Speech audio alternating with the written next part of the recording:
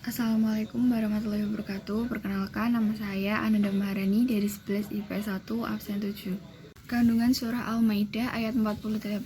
Yang pertama, Al-Quran diturunkan Allah merupakan kitab yang benar yang tidak ada keraguan di dalamnya.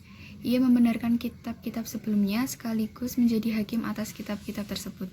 Sebab kitab-kitab sebelum Al-Quran sudah tidak otentik lagi karena diubah dengan campur tangan manusia.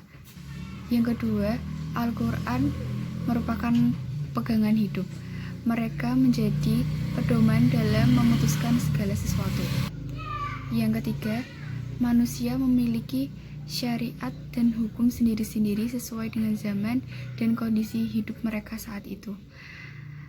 Namun secara akidah dan pokok agama, semuanya sama, yakni bertauhid kepada Allah. Yang keempat, Allah menjadikan umat beragam untuk menguji mereka dan memberi kesempatan untuk berlomba-lomba dalam kebaikan. Yang kelima, seluruh manusia akan kembali kepada Allah dan akan mendapatkan balasan atas apa yang telah mereka yakini dan perbuat di dunia. Yang keenam, ayat ini merupakan memotivasi untuk fastabiqul khairat, yaitu berlomba-lomba dalam kebaikan. Kandungan surah An-Nisa ayat 59. Yang pertama, orang-orang yang beriman wajib taat kepada Allah dan Rasulullah secara mutlak, yakni mengamalkan Al-Quran dan sunnah Rasulullah SAW. Yang kedua, wajib taat kepada ulil amri selama tidak bertentangan dengan ketaatan kepada Allah dan Rasulnya. Jika ulil amri memerintahkan sesuatu yang bertentangan dengan Al-Quran, sunnah Rasulullah, atau bertujuan untuk bermaksiat kepada Allah, maka tidak ada kewajiban untuk taat kepadanya. Yang ketiga, Al-Quran dan hadis adalah sumber hukum Islam. Ketika ada hal-hal yang diperselisihkan, harus dikembalikan kepada keduanya.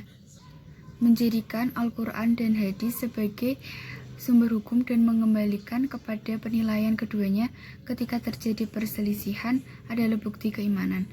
Orang yang tidak mau menjadikan Al-Quran dan hadis sebagai hakimnya, keimanannya dipertanyakan. Yang kelima, kembali kepada Al-Quran dan hadis akan menghasilkan penyelesaian yang lebih baik dan membawa keberkahan.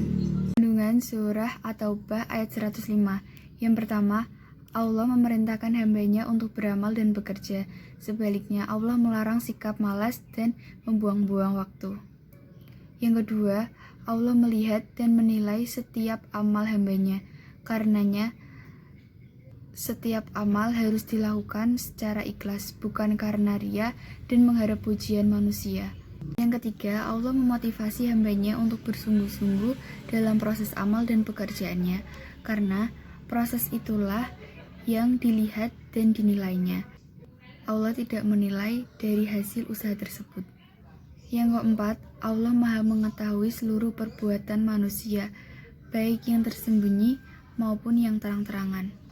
Yang kelima, setiap manusia akan kembali kepada Allah dan mempertanggungjawabkan setiap amalnya. Sekian penjelasan dari saya. Terima kasih. Wassalamualaikum warahmatullahi wabarakatuh.